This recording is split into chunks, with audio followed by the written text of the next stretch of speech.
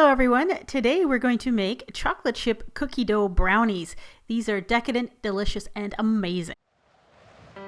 Let's see what's cooking, let's get the facts. Let's see what's cooking, it's time for Yo-Yo Max 12. Hello everyone, today's recipe comes from this book. It is the Cookie Dough Lover's Cookbook by Lindsay Landis. I bought this book on Amazon. I'll put a link in the description if you're interested in picking it up there. I'm sure you can probably get it at your local bookstore as well. It is fantastic, and I know if I can find 3 or 4 recipes out of a cookbook that it was well worth the money, and I actually found more than that in this book. It's great. So to start off, you'll need an 8 by 8 inch or an 8 by 10 inch baking dish, and you need to line it with parchment. So what I did is I sprayed a little bit of cooking spray in the bottom, and I put 1 piece of parchment paper lengthwise and 1 piece of parchment paper widthwise overlapping, and you see how it covers up the inside quite nicely. Then spray lightly with a little bit of cooking spray. In a small bowl, combine 1/2 cup of all-purpose flour, 1/2 teaspoon of salt, and 1 tablespoon of unsweetened cocoa. Mix that together without spilling it all over your countertop. Now in a large bowl, place 1/3 cup of butter and 3½ ounces of semi-sweet chocolate. You can use chocolate chips or you can use the chocolate in bar form. Put it in the microwave for about 1 or 2 minutes on high until the butter is melted. And when you give it a good stir, the chocolate chips melt as well. When that's nice and smooth, add 2/3 cup of brown sugar and blend that together and continue to stir it. Or you could also use a whisk until the sugar is well combined and the temperature of the mixture has cooled down quite a bit.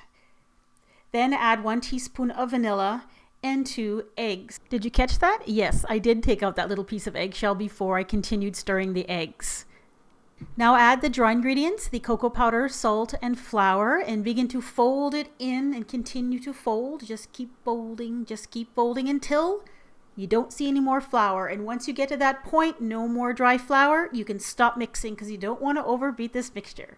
Then pour it into your prepared pan, and then you're going to bake this at 350 degrees for about 20 minutes until when you stick a toothpick in the center, it comes out clean. And then you need to let this cool completely before we go on to the next step, which is making the cookie dough portion.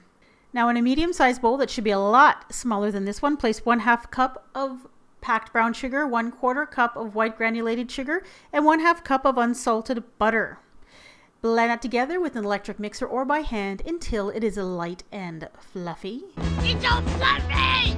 Then add 2 tablespoons of milk or cream. I'm using cream because I happen to have some in the refrigerator at the time. And blend that together. And here, as you can see, a smaller bowl would probably make it a lot easier. But I scraped down the sides of the bowl until I got something that was really, really smooth. Now adding in some flour, 3/4 cup of all-purpose flour and 1/4 teaspoon of salt.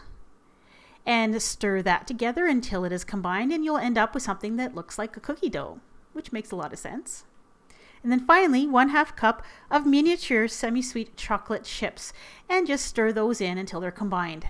The next step is to spread that cookie dough mixture over the top of your cooled brownies and spread it out nice and even, and then put it in the refrigerator while you make the topping. That's 3½ ounces of semi-sweet chocolate chips and 2 tablespoons of unsalted butter.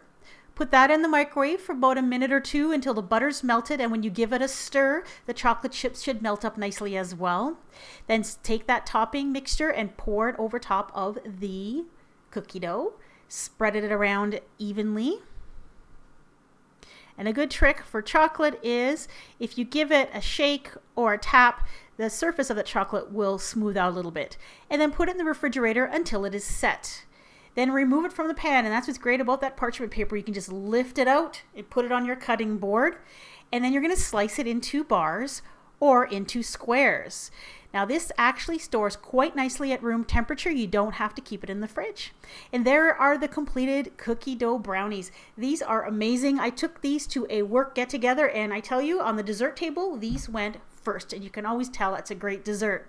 Delicious. You've got that wonderful chocolate coating on the top, a nice squishy kind of buttery, creamy cookie dough layer in the middle, and then a really nice dense chocolate brownie in the bottom. Fantastic dessert. Give it a try. Now on your screen now is a recipe for peanut butter chocolate chip cookies. It's an older video from way back when, And at the end of this video, there's my son Max, who's about 8 years old or so, telling jokes. He used to tell jokes at the end of all of my older videos, but now is a teenager and doesn't really want to appear in my videos anymore. However, this is a nice basic recipe, and if you're a beginning cookie maker, this is a good one to try. Thanks for watching.